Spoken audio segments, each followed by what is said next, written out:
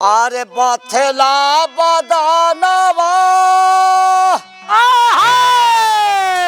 और सुखल जाता तनवा हो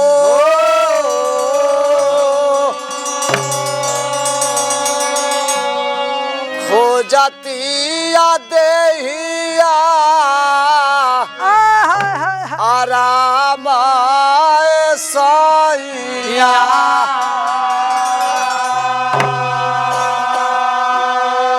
राजा रतियों के खटे के पड़ता दिनवों के बाबा अरे हम अरे बारी रे उमरिया अरे बहुत खटावाला हो हम से न होई काम सजानावा ए राजा जी ए सैया जी हमसे दोनों काम ना होई काहे ना होई तनी हमके आराम करे दो अबे देखा तल कमजोर बानी हम बा कहतिया मेहरारू अपना पति देव से का कहलस अरे हमसे न होई सब कमाए राजा जी और हमसे न होई सब कमाए राजा जी आए कदी न कर दया राम राजा जी कदी न कर दया राम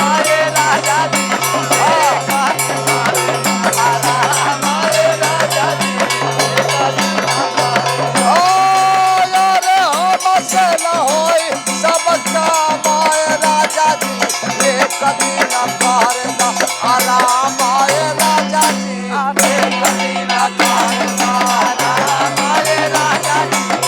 कभी न करदा आराम आए राजा जी कभी न करदा यार पूरा दिन रहिला नहीं कहतिया और पूरा दिन रहिला धोवत पारता नावा भोला का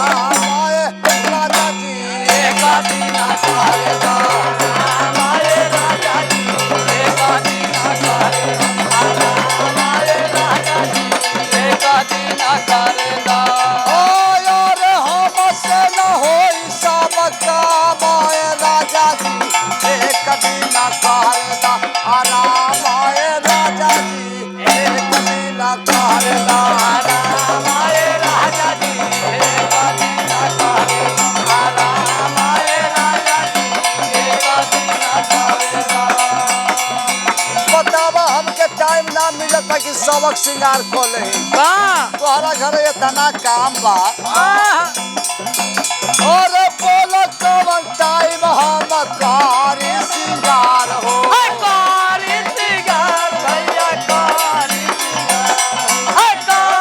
श्रृंगार भैया कारी श्रृंगार और बोलो कौन टाइम कारी श्रृंगार हो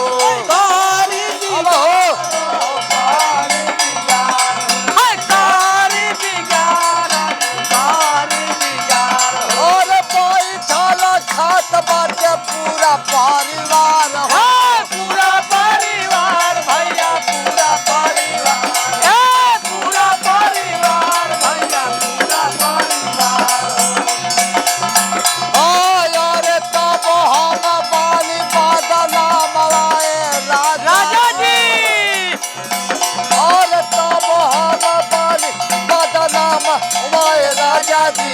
एको दिन करेला आराम ए राजा जी एको दिन करेला आराम ए राजा जी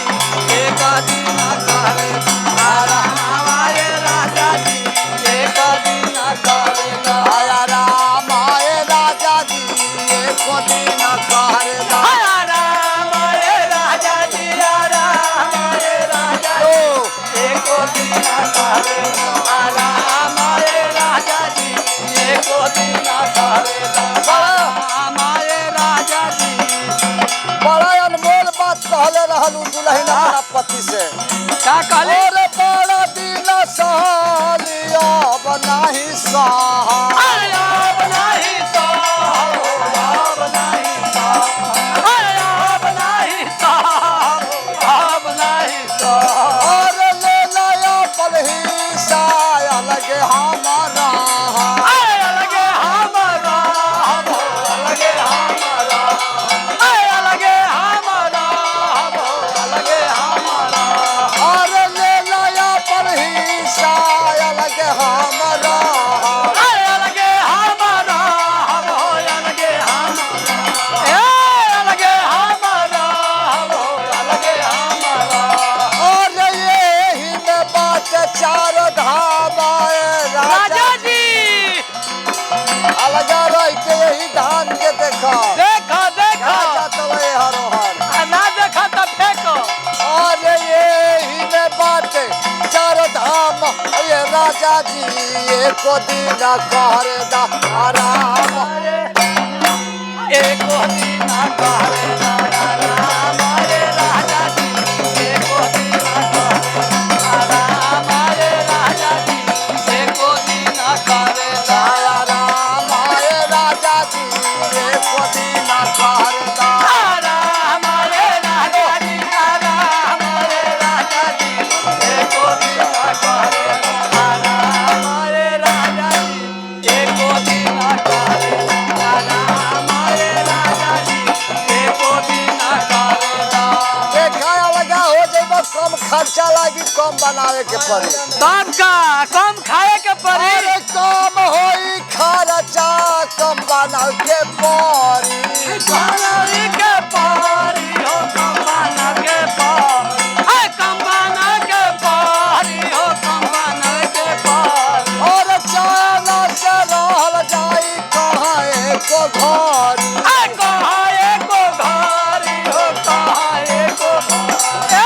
कहाँ एको घारी कहाँ एको घारी अरे बारू कहाँ होई तब जामाए राजा जी अरे बारू कहाँ होई तब जामाए राजा जी एको दिन करेला आराम राजा जी एको दिन करेला आराम रे राजा जी एको दिन करेला आराम